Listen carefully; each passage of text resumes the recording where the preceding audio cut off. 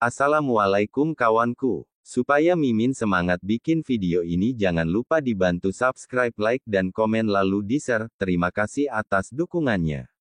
Mimin doakan semoga panjang umur sehat selalu untuk kawan. Selamat menyaksikan video ini. Mari kita lanjutkan cerita sebelumnya. Judul cerita: Legenda Raja Serigala. Bab 1009. Berhubungan seksual. Sinta langsung terdiam. Dia menoleh untuk memandang Teguh dan wajahnya semerah tomat. Meskipun Sinta pernah beberapa kali menggoda Teguh, dia tetap acuh tak acuh. Sekarang dengan adanya dua penonton, dia merasa agak malu. Benar. Tejasvi menambahkan, fisikmu lebih istimewa dari Teguh. Kamu lebih mampu menahan kekuatan sedingin es ini darinya. Jadi, kamu perlu kerja sama dengan Teguh.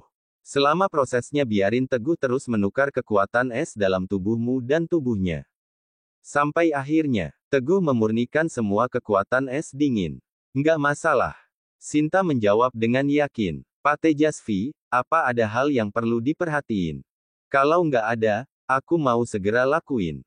Keadaan Teguh makin memburuk, nggak bisa ditunda lagi. Ini. Tejasvi mengeluarkan sebuah botol giok dan memberikannya pada Sinta. Setelah aku dan Sena pergi, beri botol ini sama Teguh. Sinta menerima botol giok, kemudian melihat label yang terpampang pada botol dan wajahnya bersemu merah.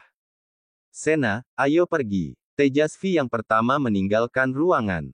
Sena melirik Teguh sesaat, lalu melirik Sinta. Ekspresinya terlihat rumit, sebelum akhirnya Sena pergi sambil menutup pintu tanpa berkata-kata. Hanya tinggal Teguh dan Sinta tanpa busana. Sinta mengeluarkan pil, wajahnya menjadi makin memanas. Kemudian, dia melirik Teguh dengan malu-malu dan memberikan pil pada Teguh. Tangannya gemetar tanpa henti. Tejasvi memang layak menjadi kepala sekte obat-obatan. Setelah diberikan obat, Teguh segera membuka mata, tetapi bola matanya menjadi merah menyala.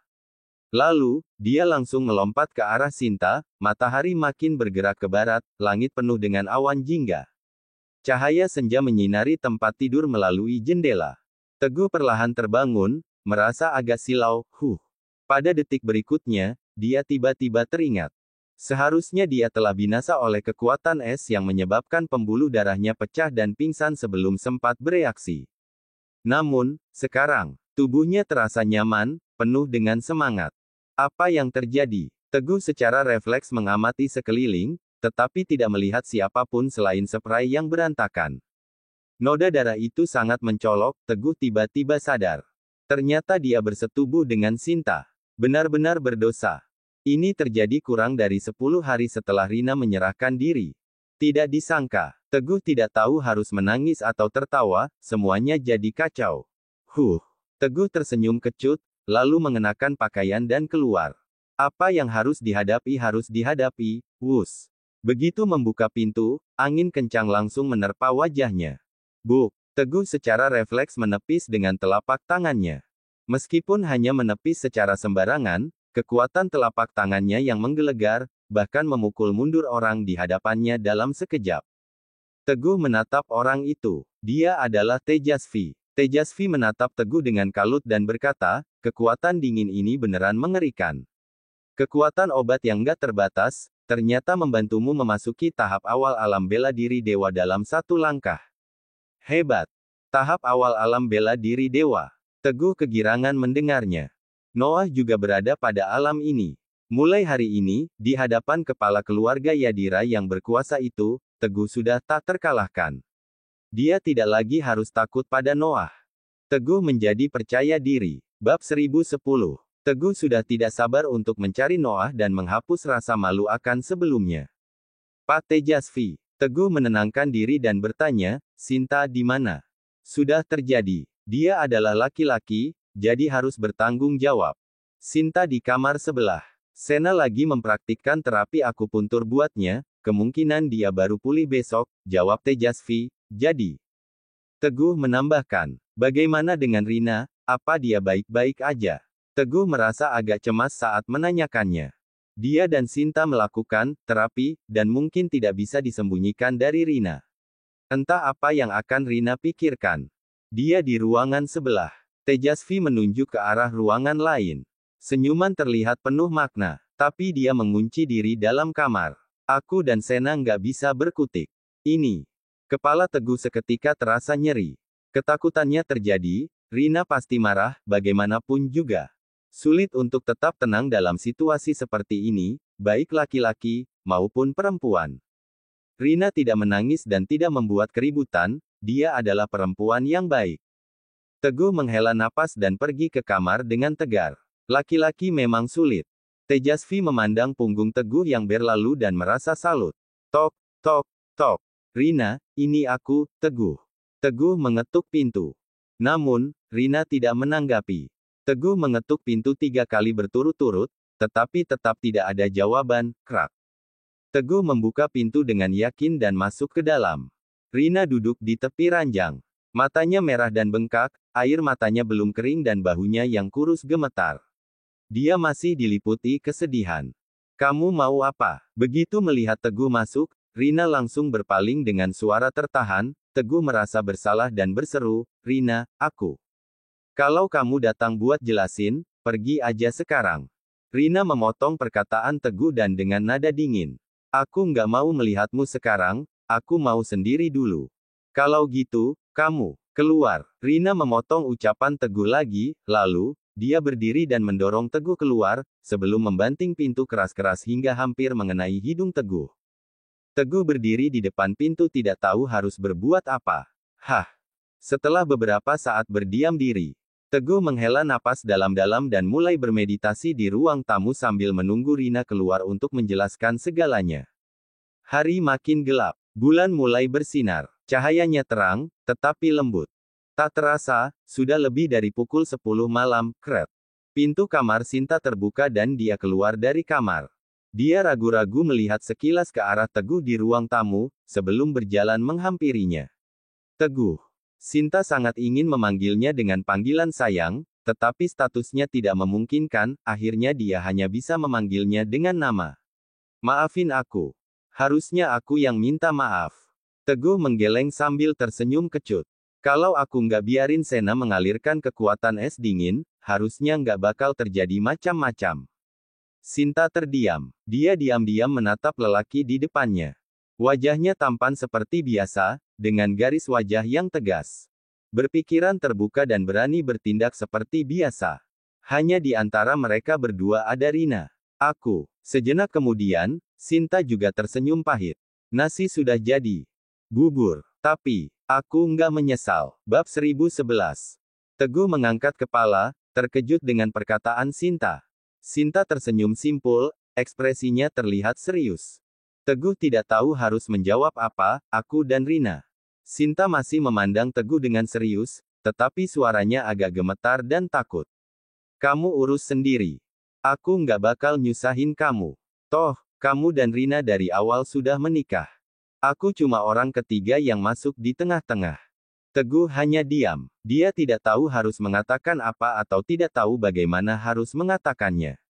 Sebenarnya, Sinta mengungkapkan isi hatinya. Sejak aku menyukaimu dan tahu kalau kamu dan Rina nggak akur, aku punya keinginan egois. Aku selalu menunggu Rina ceraiin kamu, lalu aku bisa mengejarmu secara terang-terangan dan akhirnya bisa bersamamu. Hingga saat ini, aku sembunyiin identitas aslimu dari Rina agar dia nggak punya perasaan padamu, supaya aku punya kesempatan.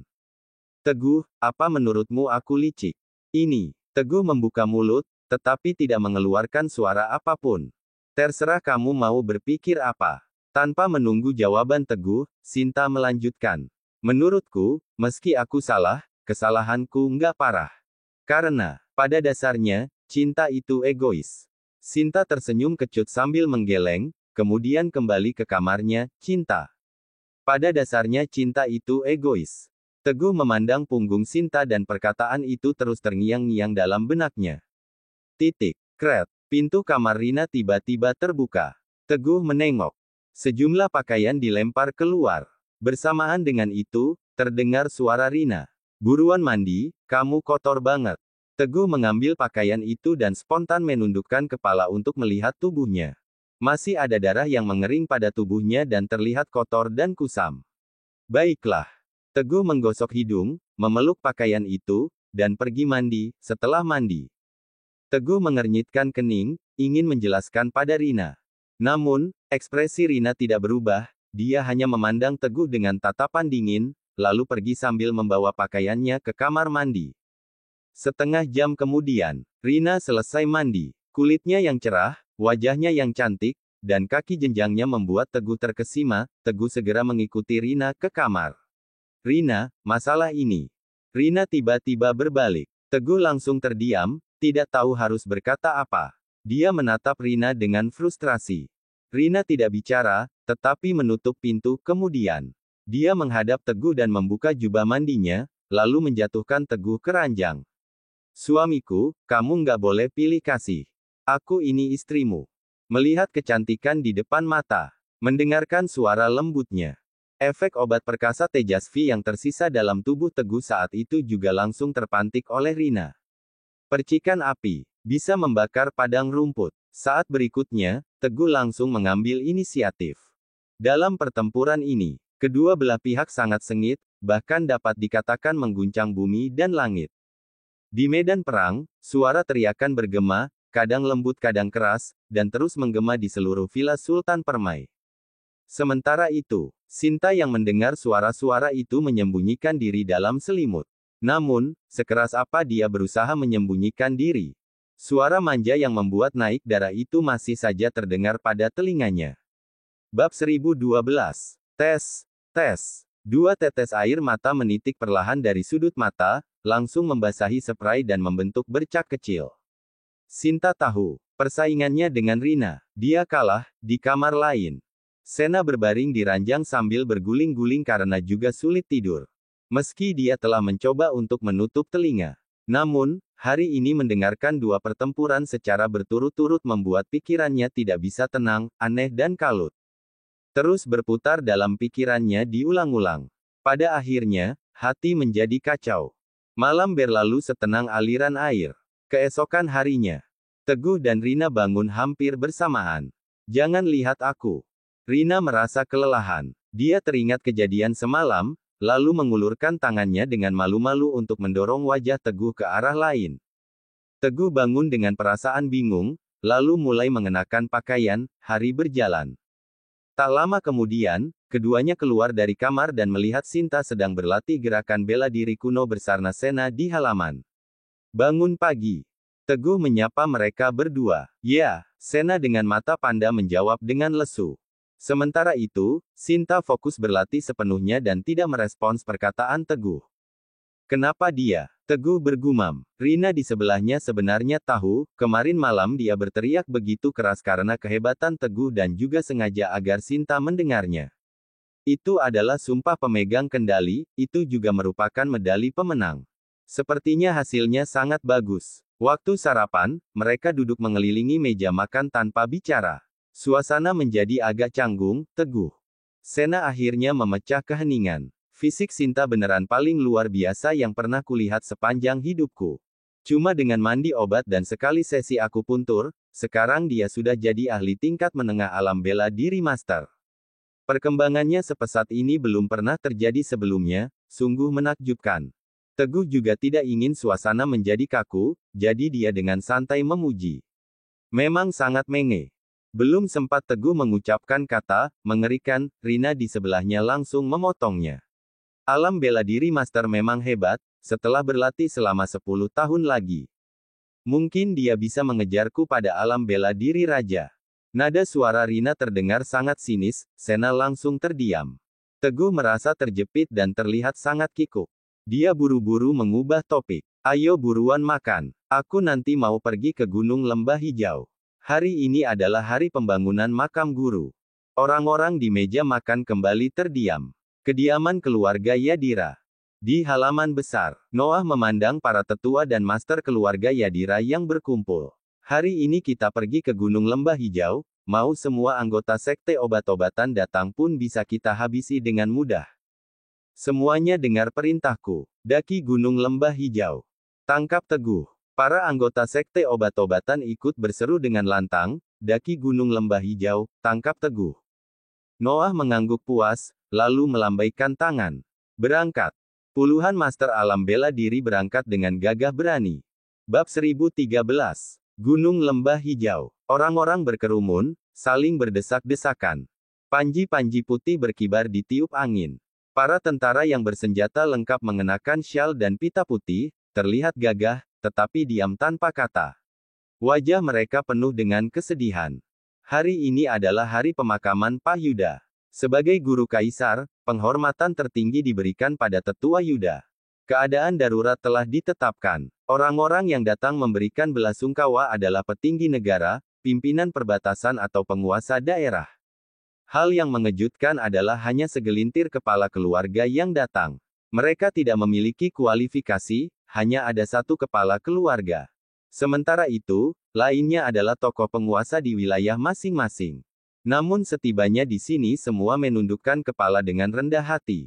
Sewaktu Teguh dan rombongannya tiba, formasi telah diatur. Teja bersama para menteri, pejabat tinggi Serenara, dan para penguasa dari berbagai wilayah telah menunggu cukup lama.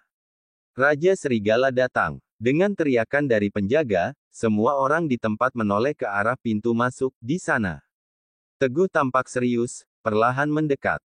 Yang Mulia Raja Serigala. Raja Serigala, Anda akhirnya datang. Sudah 5 tahun tidak bertemu, tetapi Raja Serigala masih gagah perkasa. Sungguh mengagumkan.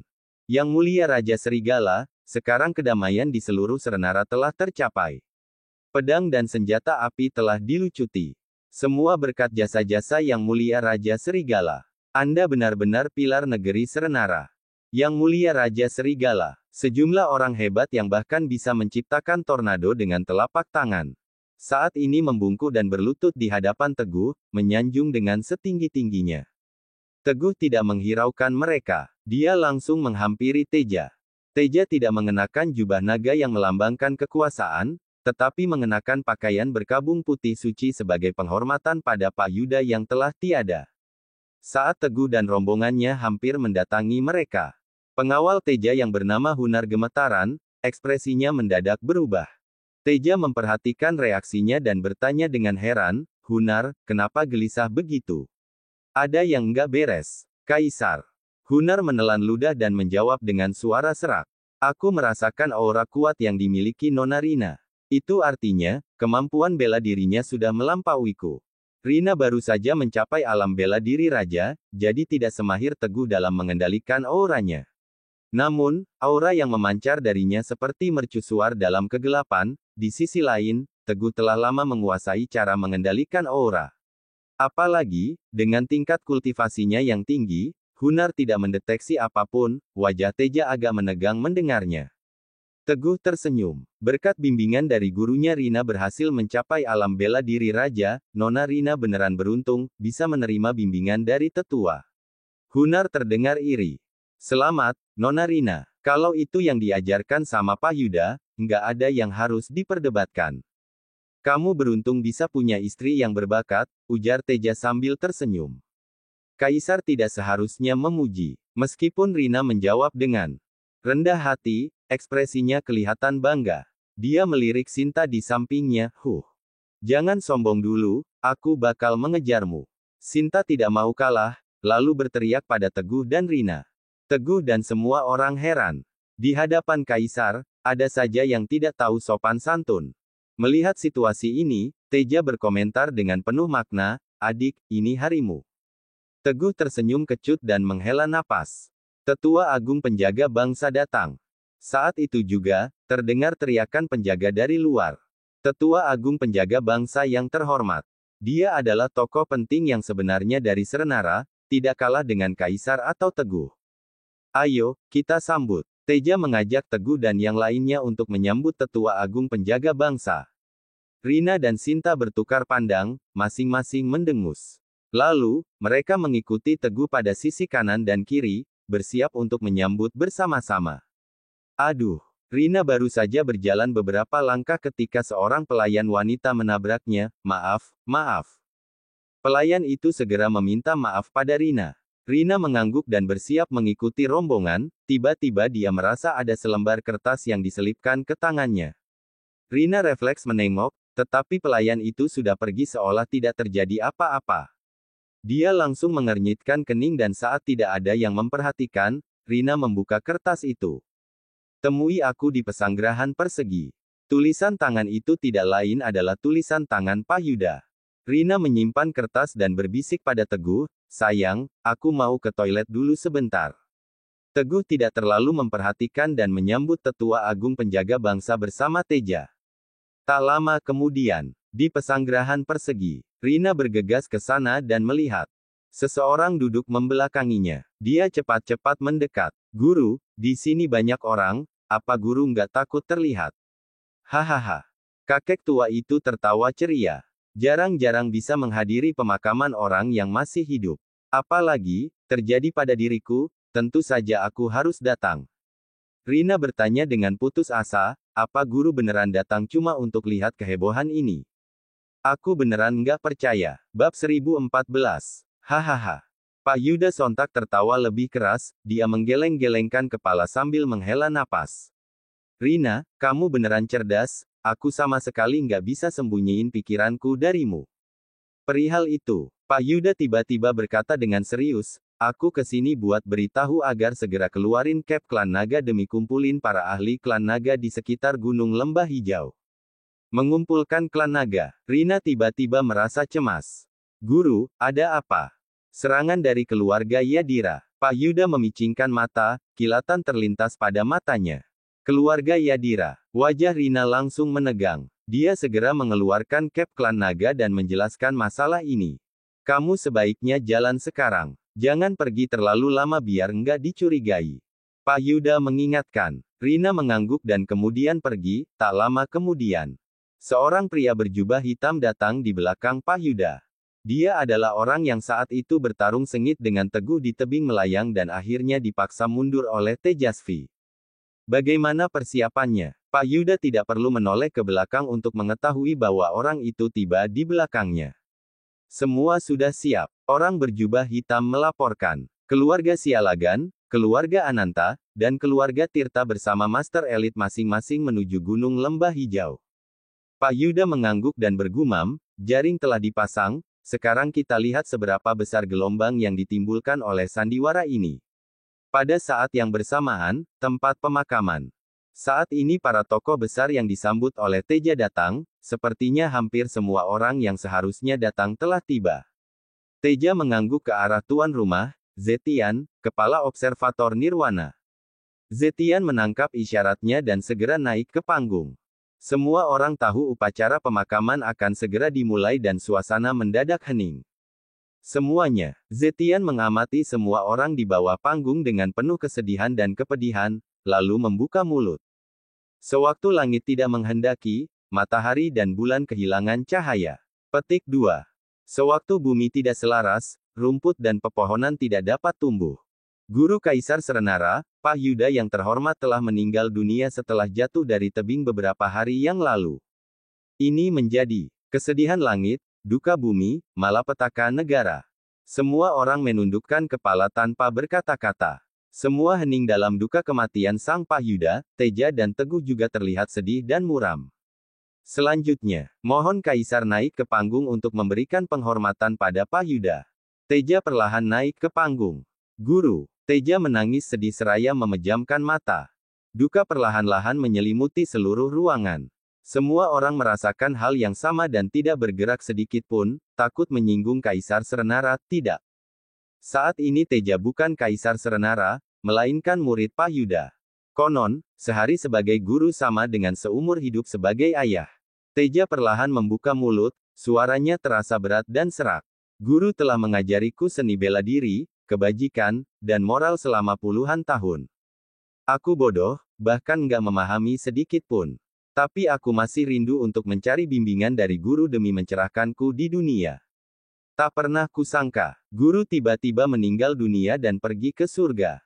Kepergiannya menjadi duka bagiku, duka bagi Serenara, dan duka semua orang. Saat ini, Teja menitikkan air mata. Orang-orang hanya diam, benar. Ajaran yang baik akan selalu terkenang.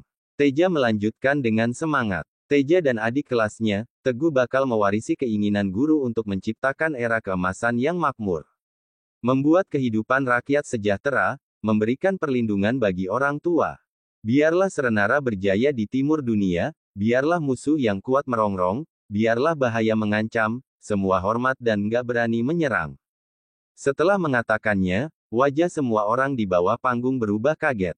Ternyata Teguh dan Kaisar adalah murid Pak Yuda. Pantas sebelumnya ada kejadian Kaisar palsu mengadili Teguh di ibu kota, pantas Teguh datang ke ibu kota bersama pasukan serigala untuk mendukung Kaisar. Di bawah sana. Setelah Zetian menyelesaikan prosesnya, dia berkata dengan lantang, berduka dan berkabung, siapkan makam baru untuk mengantar tetua Yuda. Tidak lama setelah itu, di tengah pandangan semua orang, tidak jauh dari sana, sebuah batu nisan perlahan-lahan didirikan. Guru Teja menyalakan sebatang dupa, lalu menyembah 3 kali dan 9 kali sujud. Setelah Kaisar, giliran Teguh. Dia menyalakan sebatang dupa dan dimasukkan ke dalam tungku. Wus! Gelombang energi yang dahsyat tiba-tiba menyeruak dan langsung menghantam dupa hingga menghancurkan ketiga dupa menjadi beberapa bagian.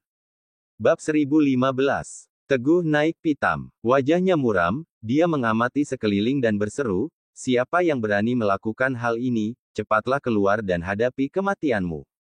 Wus! Krak, krak. Begitu Teguh mengatakannya, sejumlah orang muncul. Pemimpinnya terlihat garang, sangat berbeda dari orang biasa. Dia tidak lain adalah Noah, kepala keluarga Yadira. Sejumlah orang mengikuti di belakangnya. Para master dan anggota inti keluarga Yadira dikerahkan ke sini. Noah! Mata Teguh membara. Hari ini adalah pemakaman guruku. Kenapa, pikir dulu baru bicara. Setelah mengatakannya, wajahnya seketika terlihat dingin dan sorot matanya sedingin es. Sejumlah tetua dan master dari keluarga Yadira di belakang Noah turut menatap Teguh dengan gusar, ingin segera meringkusnya. Teguh. Noah menatap dengan ekspresi serius, tetapi berkata dengan sangat angkuh, keluarga Yadira repot-repot kemari cuma buat menjemputmu. Jangan bilang, kamu pengin melawan keluarga Yadira sampai mati. Itu bukan keputusan yang bijak. Kalau kamu berani melawan keluarga Yadira, makam rubah tua Yuda bisa banjir darah. Apabila itu terjadi, pemimpin-pemimpin penting di Serena bakal kosong dan negara ini hancur, semuanya salahmu. Harus diakui. Noah tahu cara mengancam. Perkataannya tidak hanya mengancam dan memanipulasi moral, tetapi juga menggantungkan hidup dan mati semua orang pada Teguh. Cara yang bagus. Rencana yang licik. Keluarga Yadira begitu berani, mereka mau kita semua dikubur bersama. Keluarga Yadira angkuh, nggak bermoral, dan nggak segan berbuat apa aja tanpa menghormati siapapun. Tamat sudah riwayat kita. Apa yang harus kita lakukan? Apa kita harus berlutut di hadapan keluarga Yadira? Tapi kalau beritanya tersebar, orang-orang panik. Mereka orang-orang penting, tetapi setelah lama nyaman, mereka kehilangan keberanian dan takut akan kematian. Di hadapan keluarga Yadira yang kuat, mereka sudah gemetar dan kehilangan moral. Noah. Pada saat yang genting, Teja berteriak dengan nada dingin, keluarga Yadira adalah orang Serenara. Aku adalah Kaisar Serenara dan semua orang di sini adalah orang yang setia pada Serenara, orang-orang yang kuat dan berpengaruh. Kamu berani melawan kami. Apa keluarga Yadira berniat memberontak? Suara Teja sangat lantang. Sayangnya, Noah menghina sambil menggelengkan kepala. Keluarga Yadira adalah keluarga Yadira dari dunia seni bela diri kuno dan nggak tunduk sama etika dan hukum duniawi. Kami nggak mau diatur-atur sama negara. Kamu anak bau kencur. Aku sudah berkuasa sejak kamu masih pakai popok. Hari ini, Teguh harus ikut denganku. Kesombongan Noah membuat Teja naik pitam. Noah. Teja maju selangkah, dia menatap Noah dengan tajam dan menyatakan dengan nada dingin. Jika kamu mau bawa Teguh dengan paksa, kamu harus langkahi mayatku dulu. Tikus hendak menamparkan kucing. Noah mengibaskan tangannya dengan kencang sambil terkekeh. Angin yang kuat berembus dari telapak tangannya. Hasrat membunuhnya terpampang jelas, dia benar-benar ingin menghancurkan Teja, Kaisar Serenara dan tidak menyembunyikannya sama sekali. Teja langsung terkejut dan berang, wajahnya memanas saat mendapati Noah benar-benar berani menyerangnya. Duar. Pada saat yang genting, Teguh maju untuk membantu. Cerita bersambung.